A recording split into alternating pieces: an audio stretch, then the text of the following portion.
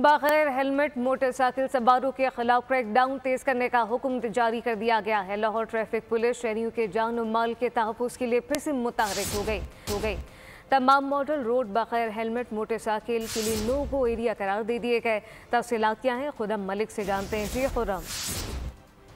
जी बिल्कुल, बगैर helmet motorcycle सवारों के खिलाफ क्रैकडाउन तेज करने का हुक्म जो है वो सामने आया है। ट्रैफिक पुलिस शहरियों की जानो माल के तहफ़्फ़ुज़ के लिए एक बार फिर जो है मुतहरिक हो गई है। आर्टिफिशियल इंटेलिजेंस सिस्टम से बगैर हेलमेट के खिलाफ बिला तफरीक कार्रवाइयों का सिलसिला जो है वो तेज कर दिया गया है, जबकि शहर के तमाम मॉडल रोड बगैर हेलमेट मोटरसाइकिल के लिए जो है वो नो गो एरिया बना दिया गया है।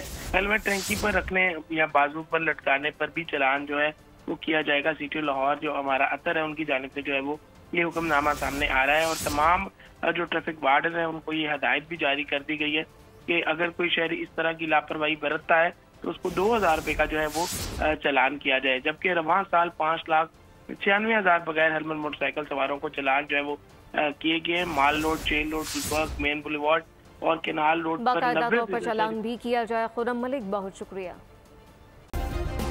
सब्सक्राइब करें और बेल दबाएं ताकि कोई खबर रह न जाए।